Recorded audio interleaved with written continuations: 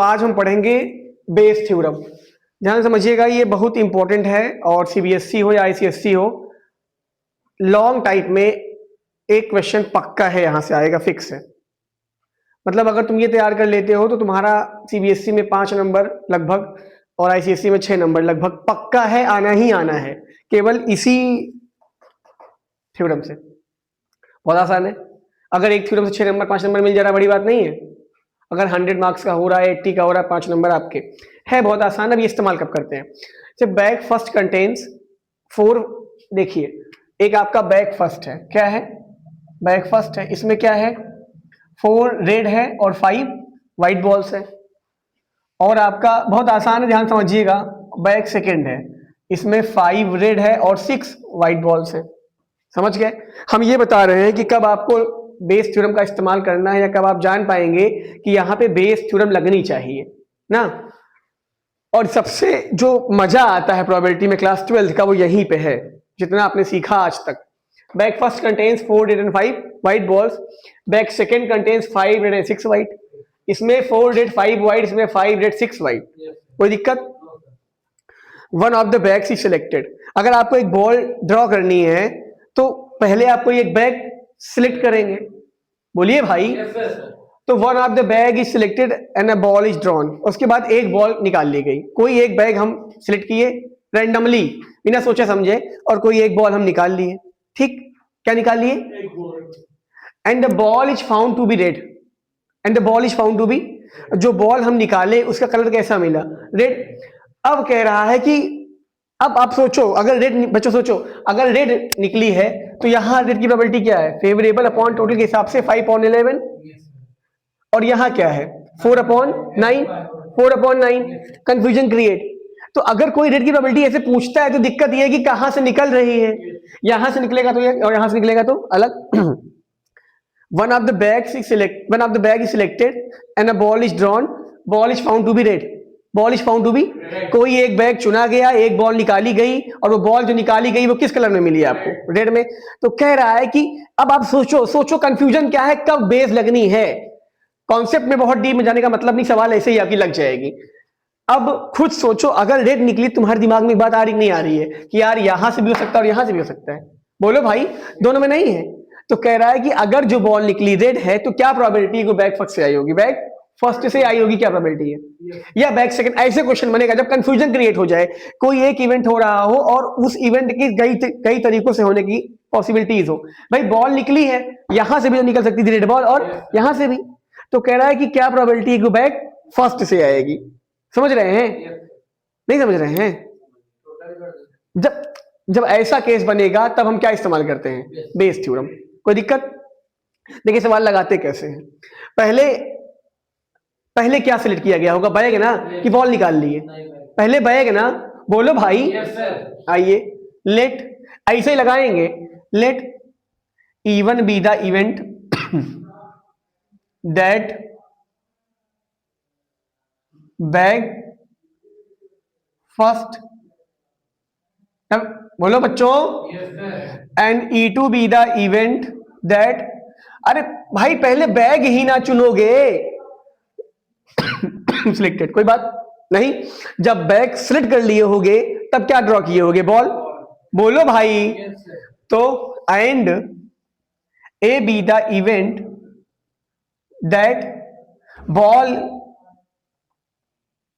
Is found to be red.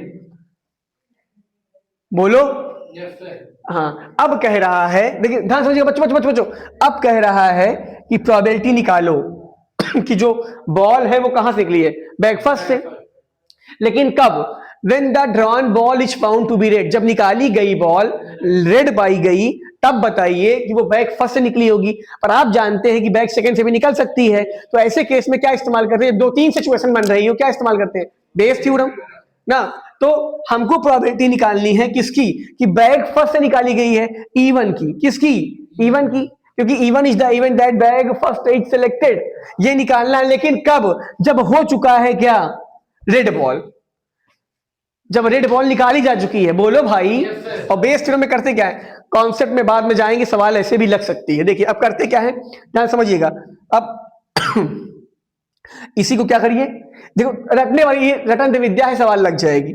इसी को क्या करना है, बोलो भाई। जब बेस थ्योरम आता है, कट करो यार, कट करो कट करो कट करो कट करो कट करो।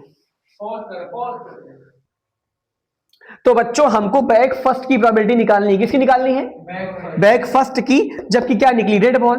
और आप जान रहे हैं कि रेड बॉल फर्स्ट से भी निकल सकती है और सेकंड से भी। बोलिए भाई। तो ऐसे केस में हम क्या करेंगे, पहले हम यही लिखो, यही प्रोबेबिलिटी ऑफ E1 लिखे, फिर इसी को आप पलट दो, क्या कर दो, ए बाई, सेटिंग है सवाल है सब लग जाएगी, अपॉन यही चीज लिखोगे E1 और probability of A by E1 plus, लेकिन E2 भी तो हो सकता था, नीचे टोटल चलना है, क्या चलना है, टोटल। तो क्या होगा, probability of E2 back second वाला और probability of A by E2। बोलो भाई, कोई दिक्कत। अब सक्षम, प्रोबेबिलिटी ऑफ E1 क्या होगा, दो बैग है, दो बैग है, हाँ, तो दो बैग में से किसी भी एक बैग को निकालने का 1/2 ही तो होगा। फेवर में एक गया, टोटल 2, 1/2 इनटू, अगर बैग फर्स्ट सिलेक्ट हुआ है, क्या सिलेक्ट हुआ है, बैग फर्स्ट, तो ए क्या है, रेड का।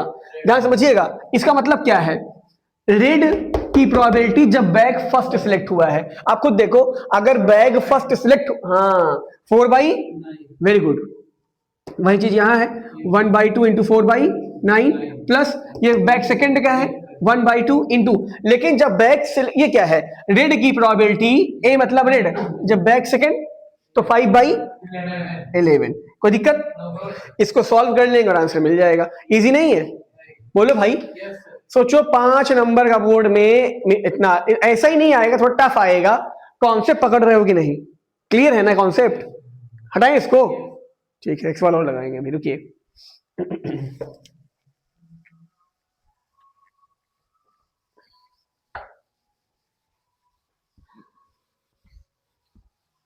आइए बच्चों, इस बेस थ्योरम में फिर हम कंटिन्यू करते हैं। 3 बॉक्स है, 1 सेकंड नहीं खरीद सकते, 3 बॉक्स है, ठीक। इसमें दोनों क्या है, गोल्ड कॉइन, इसमें दोनों क्या है, इसमें एक गोल्ड एक सिल्वर, कोई दिक्कत, क्लियर।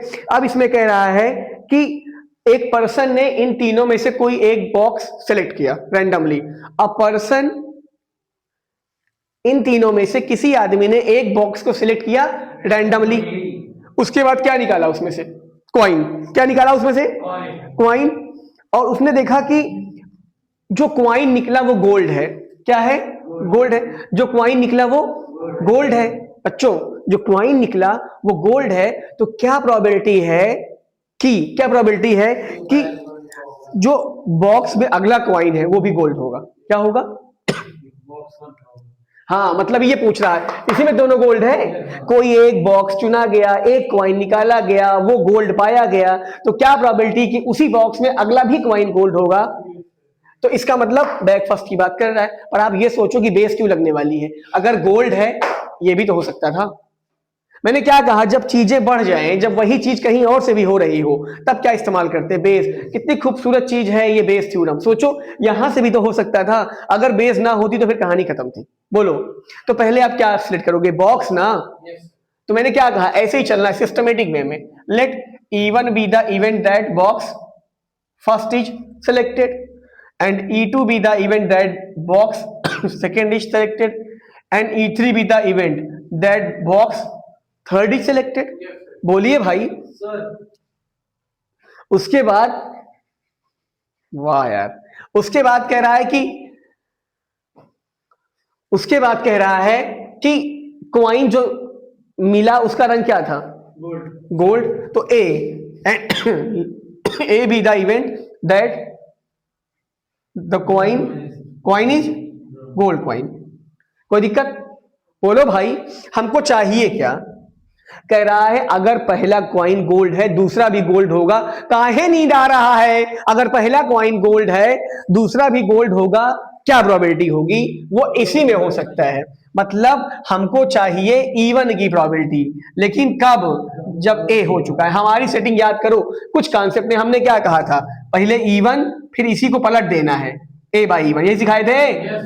और नीचे जाइट जितना बन सकता है E1 इसके बाद क्या होगा शिवांश, क्या होगा E2 और Z2 होगा और हाँ और अब E1 शिवांश, E1 की प्रोबेबिलिटी क्या होगी, फटाफट फटाफट फटाफट 1/3, 3 है तो 1/3। ध्यान समझिएगा, अगर E1 अगर बैग फर्स्ट सिलेक्ट किया गया, बैग फर्स्ट सिलेक्ट किया गया तो गोल्ड की चांस क्या है 2/2। अरे भाई श्योर इवेंट है, होना ही है, दोनों गोल्ड है, होना ही है, दोनों गोल्ड है तो गोल्ड तो निकलेगा ही, चांदी थोड़ी निकल जाएगा। तो क्या हो जाएगा 2/2, 1/3 इंटू 2/2।